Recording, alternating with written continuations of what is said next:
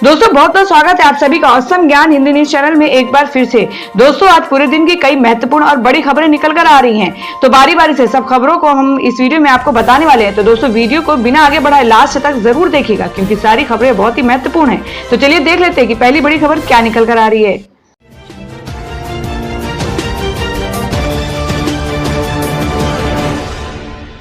तो दोस्तों आज की पहली बड़ी खबर में जान लेते हैं क्या है देश भर में कोरोना संक्रमण के ताजा हालात। भारत में कोरोना मामलों की तादाद 6 लाख के पार, 17,000 से अधिक लोगों की जान गई है। भारत में वैश्विक महामारी कोरोना वायरस कोविड-19 का प्रकोप निरंतर बढ़ता जा रहा है और अब तक के 17,000 से अधिक लोगों की इसके कारण जान जा चुकी है तथा इससे संक्रमित मरीजों की संख्या बढ़कर 6 लाख से ज्यादा हो गई है। कोरोना वायरस के वैश्विक आंकड़ों पर नजर रखने वाली वेबसाइट वर्ल्डोमीटर्स के मुताबिक बुधवार 1 जुलाई रात करीब 10:15 को भारतीय समय अनुसार तक कुल 17,822 लोगों को इस महामारी से अपनी जान गंवानी पड़ी है, जिसमें 70% मौतें महाराष्ट्र, दिल्ली और तमिलनाडु में हुई हैं। और वहीं कोरोना वायरस के संक्रमित मामलों की देश में कुल संख्या 6,03,990 हो गई है, जिनमें से 3,59,354 लोग स्वस्थ होने के बाद अस्पताल से घर लौट चुके हैं। और महाराष्ट्र में कुल संक्रमितों की संख्या 1,80,298 है। महाराष्ट्र बुधवार को एक दिन में कोविड-19 के सर्वाधिक मामले 5,537 नए मरीज सामने आए हैं, जिससे राज्य में संक्रमण के मामले बढ़कर 1,80,298 हो गई है। राज्य के स्वास्थ्य विभाग ने ये जानकारी दी कि विभाग ने बताया कि इस संक्रमण से 198 और मरीजों की जान जाने के साथ राज्य महामारी के कारण जान जाने वालों की संख्या बढ़कर 8,053 हो गई है। विभाग के मुताबिक बुधवार को कोरोना वायरस के 2,243 रोगियों को ठीक होने के बाद छुट्टी भी दे दी गई है, जिससे राज्य में स्वस्थ हो चुके रोगियों की संख्या 93,154 पहुंच गई है। और वहीं अगली खबर बता दें कि लॉकडाउन में स्कूलों की फीस माफ करने की मांग, 8 राज्यों के अभिभावकों ने दाखिल की याचिका। जी आपको बता दें कि 8 राज्यों के अभिभावकों ने सुप्रीम कोर्ट में याचिका दाखिल कर लॉकडाउन के दौरान निजी स्कूल की 3 महीने की 1 अप्रैल से जून तक की फीस माफ करने और नियमित स्कूल शुरू होने तक फीस रेगुलेट किए जाने की मांग की है। और ये भी मांग की है कि फीस न देने के कारण बच्चों को स्कूल से न निकाला जाए, क्योंकि कोरोना महामारी के चलते हुए राष्ट्रव्यापी लॉकडाउन में रोजगार बंद होने से बहुत से अभिभावक फीस देने से असमर्थ हो गए हैं। सुप्रीम कोर्ट से मांग की गई है कि वे याचिका में प्रतिवादी बनाए गए 8 राजस्थान, ओडिशा, गुजरात, पंजाब, दिल्ली, महाराष्ट्र, उत्तराखंड और मध्य प्रदेश को या फिर सभी राज्यों को इस बारे में आदेश दें। विभिन्न राज्यों में रहने वाले कुल 10 अभिभावकों की ओर से दाखिल याचिका में कहा गया है कि वे लोग जीवन और शिक्षा के मौलिक अधिकार के रक्षा के लिए मिलकर सुप्रीम कोर्ट आए। कोरोना महामारी के चलते स्कूलों में पढ़ रहे 12वीं तक के छात्रों के बहुत से अभिभावकों की फीस देने की आर्थिक क्षमता नहीं है, उन्हें बच्चों को स्कूल से निकालने पर मजबूर होना पड़ रहा है। तो दोस्तों आप लोगों को क्या लगता है, जिस तरह से कुछ राज्यों में 3 महीने की फीस स्कूल की माफ कराने की मुहिम छिड़ी है, क्या हर राज्यों में ऐसी मुहिम होनी चाहिए जिससे कि स्कूल वाले 3 महीने की फीस को माफ कर सके? आप अपना सुझाव कमेंट बॉक्स में जरूर दें। बढ़ते हैं अगली खबर की ओर। और वहीं अगली बड़ी खबर में आपको बता दें कि और बड़ी टेंशन, LAC पर चीन ने तैनात किए 20,000 फौजी, 2,000 किलोमीटर दूर से मंगाए 2 अतिरिक्त डिवीजन। भारत भी यूं दे रहा है जवाब। जी हम बात करें कि जिस तरह से भारत और चीन के बीच सीमा विवाद को लेकर टेंशन बढ़ती ही जा रही है। लद्दाख में वास्तविक नियंत्रण रेखा LAC पर चीन ने 20,000 जवानों को तैनात किया है। चीन की ओर से सेना के 2 डिवीजन की तैनाती भारतीय सीमा की तरफ से की गई है। चीन को जवाब देने के लिए भारत ने भी सैनिकों की तैनाती बढ़ा दी है। सूत्रों का कहना है कि तिब्बत क्षेत्र में चीनी की आम तौर पर भी 2 टुकड़ियां होती हैं, लेकिन इस बार उन्होंने भारतीय चौकियों के खिलाफ तैनाती के लिए 2,000 किलोमीटर दूर स्थानों से करीब 2 प्रभागों को अतिरिक्त रूप से तैनात किया है। चीन ने 2,000 किलोमीटर दूर से अतिरिक्त डिवीजन मंगाए हैं। और अब बता दें कि चाइनीज ऐप्स बैन करने के भारत के फैसले को मिला अमेरिका का साथ, कहा राष्ट्रीय सुरक्षा के लिए बेहद जरूरी। जी हम बात करें कि भारत सरकार ने 59 चीनी ऐप्स पर बैन लगा दिया है। जिन ऐप्स पर बैन लगे हैं उनमें से फेमस ऐप टिकटॉक, वीवी वीडियो और यूजी ब्राउजर शामिल है। भारत सरकार के इस फैसले पर अमेरिका के विदेश मंत्री माइक पोम्पियो ने बुधवार को 1 जुलाई को कहा कि चीनी ऐप की सफाई के लिए भारत ने जो तरीका अपनाया है वो देश की संप्रभुता को बढ़ाने का काम करेगी। इसके साथ ही भारत की अखंडता और राष्ट्रीय सुरक्षा में भी इजाफा होगा। उधर अमेरिका के कई सांसदों ने अपनी सरकार से चीनी ऐप्स पर प्रतिबंध लगाने की अपील की है। ऐसा माना जा रहा है कि छोटे छोटे वीडियो शेयर करने वाले ऐप किसी भी देश की सुरक्षा के लिए गंभीर खतरा है। और अब अगली खबर में आपको बता दें कि कभी कोर्ट में टिकटॉक की पैरवी करने वाले अभिषेक मनु सिंघवी ने बैन के बाद दिया बड़ा बयान। जी हां, आपको बता दें कि कांग्रेस नेता और वरिष्ठ वकील अभिषेक मनु सिंघवी ने कहा कि वो चीनी ऐप टिकटॉक की तरफ से कोर्ट में पैरवी नहीं करेंगे।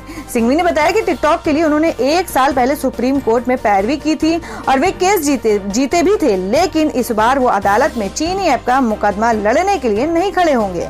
बता दें कि केंद्र सरकार ने 2 दिनों पहले 59 चीन के ऐप को भारत में प्रतिबंधित कर दिया था। इनमें से भारत में अत्यधिक पॉपुलर टिकटॉक ऐप भी है। अब टिकटॉक कंपनी भारत में इसे फिर से शुरू कराने के लिए सरकार के खिलाफ मुकदमा दायर करना चाहती है, लेकिन कोई भी अधिवक्ता अभी तक इनके केस को लड़ने के लिए तैयार नहीं हो रहा है।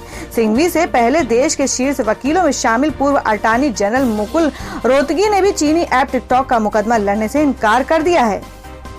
और अब अगली खबर निकल कर आ रही है कि उत्तराखंड हाईकोर्ट ने बाबा रामदेव को भेजा नोटिस। निम्स, ICMR, केंद्र और राज्य सरकार से भी मांगा जवाब। जी आपको बता दें कि कोरोना वायरस के उपचार के लिए कोरोनिल दवा बनाने का दावा करने वाले बाबा रामदेव की मुश्किलें उत्तराखंड हाईकोर्ट ने और बढ़ा दी हैं। उत्तराखंड हाईकोर्ट में आयुर्वेदिक दवा कोरोनिल पर प्रतिबंध लगाने के लिए याचिका डाली गई, जिस पर सुनवाई करते हुए जजों की बेंच ने बाबा रामदेव दिव्य फार्मेसी, निम्स विश्वविद्यालय, राजस्थान निदेशक आयुष, ICMR, केंद्र और राज्य सरकार को नोटिस जारी किया है। हाईकोर्ट ने इन सभी को 1 सप्ताह के अंदर जवाब देने को कहा है। तो दोस्तों, खबरों में आगे बढ़ने से पहले जान लेते हैं आज के माइंड क्विज के सवाल को। आज का सवाल है, आपको बताना है कि ताजमहल का निर्माण किस मुगल शासक ने करवाया था। इसका जवाब आपको वीडियो के नीचे कमेंट बॉक्स में देना है और सही जवाब देने वाले को रैंडम लिस्ट लेके जाएगा और वो जीत सकते एक बम्पर पुरस्कार। बढ़ते अगली खबर की ओर। वहीं अगली खबर निकल कर आ रही है, कोरोना पर विवाद को लेकर विरोधियों पर बरसे बाबा रामदेव, कहा पूरे देश में मिलेगी दवा। जी आपको बता दें, कोरोनिल दवा पर विवाद को लेकर योग गुरु बाबा रामदेव आज अपने विरोधियों पर जमकर बरसे। योग गुरु बाबा रामदेव ने कहा कि कोरोनिल को लेकर कुछ लोगों ने मेरे खिलाफ दुष्प्रचार किया है और बवंडर मचाया है। उन्होंने कहा कि कुछ लोग उनकी छवि खराब करने की कोशिश कर रहे हैं। आपको बता दें कि बीते दिनों पतंजलि ने कोरोनिल से कोरोना की दवा लॉन्च की थी और दावा किया था कि इससे कोरोना वायरस पीड़ित व्यक्तियों को लाभ पहुंचता है और ट्रायल में वो ठीक भी हुए हैं। बाबा रामदेव ने आचार्य बालकृष्ण के साथ हरिद्वार में आज प्रेस कॉन्फ्रेंस की। बाबा रामदेव ने इस दौरान जहां ये कहा कि उन्होंने क्लिनिकल ट्रायल से लेकर रजिस्ट्रेशन प्रक्रिया के नियमों का पालन किया है, वहीं वो आलोचकों पर भी जमकर बरसे। और अब अगली खबर में आपको बता दें कि प्रियंका गांधी को सरकारी बंगला खाली करने का आदेश, 1 अगस्त तक दी गई मोहलत। जी हम बात करेंगे, कांग्रेस महासचिव प्रियंका गांधी से 1 अगस्त तक सरकारी बंगला खाली करने को कहा गया है। आवास और शहरी मामलों के मंत्रालय ने एक पत्र में दिल्ली के सबसे संरक्षित क्षेत्रों में से एक लोधी रोड पर बंगले से बाहर निकलने के लिए कहा है, क्योंकि उनके पास अब विशेष सुरक्षा समूह की सुरक्षा नहीं है। प्रियंका से कहा गया है कि अगर वह 1 अगस्त से आगे रहती हैं तो उन्हें जुर्माना देना होगा। बता दें कि SPG सुरक्षा के तहत गांधी परिवार को ये बंगला अलॉट किया गया था, लेकिन बीते साल नवंबर में केंद्र सरकार ने SPG सुरक्षा हटा ली थी। मोदी सरकार के इस फैसले के बाद कांग्रेस ने इसे एक साजिश करार दिया था। पूर्व प्रधानमंत्री राजीव गांधी की 21 मई 1991 को हुई हत्या के बाद गांधी परिवार को SPG सुरक्षा प्रदान की गई थी। और वहीं अगली खबर निकल कर आ रही कि भारत के खिलाफ नेपाल PM ओली का इस्तेमाल करने की फिराक में पाकिस्तान और चीन, जाने इमरान की नई चाल। जी आपको बता दें कि एक कहावत है कि दुश्मन का दुश्मन दोस्त होता है। हमें अक्सर अपने आसपास ऐसे कई उदाहरण देखने को मिल जाते हैं, चाहे राजनीति हो या अंतर्राष्ट्रीय मुद्दा, ये पंक्तियां हर जगह सटीक बैठती हैं। इस कहावत का पर्याय ये अगर हम पाकिस्तान को कहें तो गलत नहीं होगा। आपको बता दें कि भारत के खिलाफ हमेशा पाकिस्तान ने चीन का साथ दिया है और अब वह नेपाल को भी अपनी टोली में शामिल करना चाहता है। इसी के चलते पाकिस्तान के प्रधानमंत्री इमरान खान ने नेपाल PM को अपना समर्थन देने को ऐलान किया है। बता दें कि नेपाल ने भारत के कुछ क्षेत्रों पर अपना दावा पेश करते हुए उसे नेपाल के राष्ट्रीय मैप में भी शामिल कर लिया है। हालांकि भारत ने नेपाल के इस दावे को सिरे से खारिज कर दिया है। और अब अगली खबर बता दें कि सिंधिया खेमा मांग रहा डिप्टी CM। MP में मंत्रिमंडल विस्तार से पहले भाजपा की बड़ी टेंशन। जी हम बात करें कि लंबे इंतजार के बाद गुरुवार को शिवराज सिंह चौहान मंत्रिमंडल का विस्तार होने जा रहा है। राज्यपाल लालजी टंडन बीमार हैं और वे लखनऊ में अपना इलाज करा रहे हैं। इस बीच उत्तर प्रदेश की राज्यपाल आनंदीबेन पटेल को मध्य प्रदेश का भी अतिरिक्त कार्यभार दिया गया है। वे पहले मध्य प्रदेश के प्रभारी राज्यपाल के तौर पर खुद शपथ लेंगी और बाद में शिवराज सरकार के नए मंत्रियों को शपथ दिलाएंगी। और वहीं अगली खबर में आपको बता दें कि भारत के बाद अब अमेरिका में चीनी ऐप टिकटॉक के खिलाफ बजा बिगुल, बड़ी कार्रवाई की अपील। जी आपको बता दें कि जिस तरह से लोकप्रिय टिकटॉक ऐप सहित 59 चीनी ऐप पर भारत के प्रतिबंध का अमेरिका में व्यापक रूप से असर होता दिख रहा है और लोगों ने अमेरिकी सरकार से शॉर्ट वीडियो शेयरिंग वाले ऐप को एक बड़ा सुरक्षा खतरा बताते हुए कार्रवाई करने का आग्रह किया है। इस अपील में अमेरिका के प्रमुख सांसद भी शामिल हैं। गौरतलब है कि भारत ने गत सोमवार को short video sharing app TikTok समेत कुल 59 चीनी ऐप्स पर प्रतिबंध लगा दिया था। इनमें से यूजी ब्राउजर भी शामिल है। आपको बता दें कि हालांकि चीनी ऐप्स पर प्रतिबंध की पृष्ठभूमि पूर्वी लद्दाख में वास्तविक नियंत्रण रेखा पर चीनी सैनिकों के साथ भारत के मौजूदा गतिरोध को माना जा रहा है और ये प्रतिबंध ऐप चीनी वीचैट और वीगो लाइव के लिए भी लागू है। और वहीं अगली खबर निकल कर आ रही है कि टिकटॉक बैन पर बोली टीएमसी सांसद नुसरत जहां, ये आवेश में लिया गया फैसला, लोग नोटबंदी की तरह होंगे प्रताड़ित।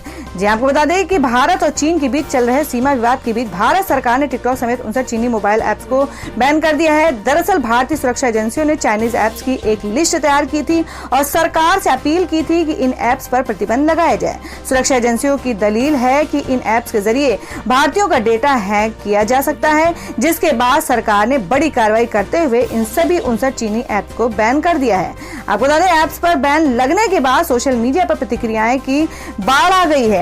आम से लेकर खास लोग इस बारे में अपनी राय रख रहे हैं और इस मामले पर टीएमसी सांसद और बंगाली अभिनेत्री नुसरत जहां ने भी अपनी बात रखी है।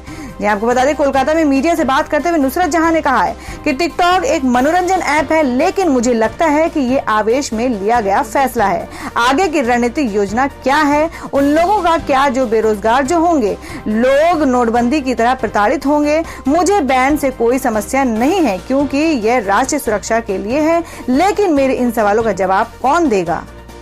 और अब अगली खबर में आपको बता दें कि मुंबई में फिर से लागू हुई धारा 144, रात 9 बजे से शुरू होगा नाइट कर्फ्यू। जी हाँ, बात करें कि पूरे देश में मुंबई कोरोना वायरस से सबसे ज्यादा प्रभावित है, जिस वजह से वहां पर महाराष्ट्र पुलिस ने एक बड़ा फैसला लिया है, जिसके तहत पूरे मुंबई में धारा 144 लागू कर दी गई है और इस दौरान किसी भी स्थान पर लोगों के इकट्ठा होने पर रोक रहेगी। साथ ही जो भी इस आदेश का उल्लंघन करेगा उसके खिलाफ सख्त कार्रवाई की जाएगी। पुलिस ने लोगों को जरूरी काम पड़ने पर ही घर से बाहर निकलने की सलाह दी है। Deputy police commissioner Pranay Ashok की ओर से जारी आदेश के मुताबिक धार्मिक स्थल समेत तमाम जगहों पर लोगों के इकट्ठा होने पर रोक लगा दी गई है। तो दोस्तों खबर में आगे बढ़ने से पहले एक बार फिर से आपको याद दिला दें कि अगर आपने अभी तक हमारी वीडियो को लाइक नहीं किया तो जल्दी से वीडियो को लाइक कर दें, क्योंकि आपका एक लाइक हमारे लिए बहुत ही महत्वपूर्ण होता है। और अगर आप हमारे चैनल पर नए हैं तो चैनल को जरूर सब्सक्राइब कर लें और बेल के बटन को भी जरूर हिट कर दें। और हमारी पूरी न्यूज को जानने के लिए वीडियो को लास्ट तक जरूर देखें। बढ़ते हैं अगली खबर की ओर। और वहीं अगली खबर में आपको बता देंगे, ट्रंप बोले जैसे जैसे दुनिया में कोरोना फैल रहा है वैसे ही चीन के लिए मेरा गुस्सा बढ़ रहा है। जी आपको बता दें कि अमेरिका के राष्ट्रपति डोनाल्ड ट्रंप ने कहा कि जैसे जैसे दुनिया भर में कोरोना वायरस महामारी फैलती जा रही है, उनकी चीन से नाराजगी भी उसी तरह बढ़ती जा रही है। कई बार चीन को कोरोना फैलाने का जिम्मेदार कह चुके ट्रंप ने ट्वीट कर लिखा कि पूरी दुनिया में कोरोना महामारी को बुरी तरह फैलते देख रहा हूं, इसमें अमेरिका भी जान माल का भारी नुकसान शामिल हुआ है। जैसे बीमारी फैलती जा रही है वैसे ही चीन के खिलाफ मेरा गुस्सा बढ़ता जाता है। लोग सिर्फ देख सकते हैं लेकिन मैं इसे महसूस कर रहा हूं। और अब बता दें कि कोरोना का असर इस बार नहीं सजेगा लाल बाग के राजा का दरबार। 84 साल में पहली बार होगा ऐसा। जी हम बात करें कि कोरोना के तांडव को देखते हुए विश्व प्रसिद्ध लाल बाग के राजा गणपति मंडल ने गणेश उत्सव नहीं बनाने का ऐलान किया है। 84 साल में ऐसा पहली बार होगा जब लाल बाग के राजा की प्रतिमा की स्थापना नहीं होगी। मालूम हो कि गणेश चतुर्थी पर हर साल लाल बाग के राजा का दरबार सजाया जाता है और भव्य मूर्ति की स्थापना की जाती है, जिसके दर्शन के लिए करोड़ों की संख्या में भक्त पहुंचते हैं। आम से लेकर खास तक सभी बप्पा के दरबार में मत्था टेकने आते हैं। इस बारे में बात करते हुए लाल बाग के राजा गणपति मंडल ने कहा कि इस बार हम प्रतिमा स्थापित नहीं करेंगे, बल्कि इसके स्थान पर ब्लड और प्लाज्मा दान शिविर लगाया जाएगा। और वहीं अगली खबर बता दें कि पीएम के संबोधन पर असदुद्दीन ओवैसी का तंज, बोले बोलना था चीन पर, बोल गए चना पर। जी आपको बता दें कि कोरोना संकट के बीच मंगलवार को प्रधानमंत्री नरेंद्र मोदी के छठी बार देश को संबोधित किया और पीएम मोदी ने अपने आज के संबोधन में उन्होंने एक बार फिर लद्दाख की गलवान घाटी में चीन के साथ हुई खूनी हिंसक झड़प पर कुछ नहीं बोला, जिसके बाद से विपक्षी पार्टी के नेता पीएम मोदी इस मुद्दे को लेकर पलटवार कर रहे हैं। आपको बता दें कि पीएम के संबोधन के तुरंत बाद पहले कांग्रेस नेता राहुल गांधी ने पीएम मोदी पर हमला बोला, वहीं अब एआईएमआईएम के अध्यक्ष असदुद्दीन ओवैसी ने पीएम मोदी पर निशाना साधा है। असदुद्दीन ओवैसी ने ट्वीट किया कि आज पीएम मोदी को चाइना पर बोलना था तो वो चना पर बोल गए। वो भी जरूरी था क्योंकि सरकार ने बिना सोचे समझे लगाए गए लॉकडाउन ने कई मजदूरों और कामगारों को बिना खाने के रहने पर मजबूर कर दिया है। इसके साथ ही असदुद्दीन ओवैसी ने कहा कि आपने आने वाले कई त्योहारों का जिक्र किया लेकिन बकरीद भूल गए। चलिए फिर भी आपको पेशगी ईद मुबारक। और वहीं अगली खबर निकल कर आ रही कि रेलवे में निजीकरण का रास्ता साफ, मोदी सरकार ने 109 जोड़ी प्राइवेट ट्रेन चलाने के लिए मांगा प्रपोजल। जी आपको बता दें कि केंद्र सरकार ने रेलवे में निजीकरण की तरफ पहला बड़ा कदम उठा लिया है। रेल मंत्रालय ने 109 रूट्स पर यात्री ट्रेनें चलाने के लिए प्राइवेट पार्टीज को इनविटेशन दिया है। इसके लिए प्राइवेट पार्टीज को 30,000 करोड़ का निवेश करना होगा। पहली बार रेलवे में यात्री ट्रेन चलाने के लिए प्राइवेट पार्टी को आमंत्रित किया गया है। रेलवे के मुताबिक इसका मकसद भारतीय रेल में नई तकनीक का विकास करना है ताकि मेंटेनेंस कास्ट को कम किया जा सके। इसके अलावा रेलवे का दावा है कि इससे नई नौकरियों के अवसर भी पैदा होंगे। और बता दें कि गरीबों को नवंबर तक मिलेगा मुफ्त अनाज, एक राष्ट्र एक राशन कार्ड पर काम जारी। जहां आपको बता दें कि प्रधानमंत्री गरीब कल्याण अन्न योजना को 5 महीने तक और बढ़ा दिया गया है, जिसके तहत गरीब परिवार के प्रति व्यक्ति को हर महीने 5 किलो अनाज मुफ्त मिलता है। योजना मंगलवार को ही खत्म हो रही थी और पीएम ने देश के नाम संबोधन में स्पष्ट कर दिया है कि नवंबर तक ये जारी रहेगा। अक्टूबर में संभावित बिहार विधानसभा चुनाव के मद्देनजर जाहिर तौर पर इसे राजनीति से भी जोड़ा जाएगा, लेकिन ये भी सच है कि इसने लगभग 80 करोड़ लोगों में आशा जगा दी है। और वहीं कोरोना संक्रमण के तेज प्रसार के बीच जहां प्रधानमंत्री नरेंद्र मोदी ने लोगों को और सचेत करते हुए साफ किया कि प्रधान हो या प्रधानमंत्री, नियमों से ऊपर कोई नहीं, ऐसे हर व्यक्ति को रोकना टोकना और समझना होगा। और अब जान लेते हैं कि अनलॉक 2 के पहले ही दिन सोने ने तोड़े अब तक के सारे रिकॉर्ड, 50,000 के करीब पहुंचा गोल्ड। जी हम बात करें कि सोने चांदी के दाम में रोज एक नए रिकॉर्ड बना रहा है। सोने की कीमत में लगातार बढ़ोतरी हो रही है। अनलॉक 2 के पहले दिन सोने की कीमत अब तक के ऑल टाइम हाई रेट पर पहुंच गए हैं। बुधवार को सोना अपने अब तक के सर्वोच्च स्तर पर पहुंच गया है। सोने की कीमत 50,000 रुपए के करीब पहुंचने लगी है। बुधवार को सोने की कीमत ने इतिहास रचते हुए 48,980 रुपए प्रति 10 ग्राम के ऑल टाइम हाई रेट पर पहुंच गया है। वहीं चांदी में 1,116 रुपए की बड़ी बढ़ोतरी दर्ज की गई है। और वहीं अगली खबर में जान लेते हैं क्या है देश भर में मौसम के ताजा हालात। देश के 6 राज्यों में आंधी तूफान की आशंका, आईएमडी ने जारी किया अलर्ट। जी हम बात करें कि भारतीय मौसम विभाग ने ताजा अपडेट में कहा है कि अगले कुछ घंटों के अंदर देश के 6 राज्यों में भारी बारिश का अनुमान है।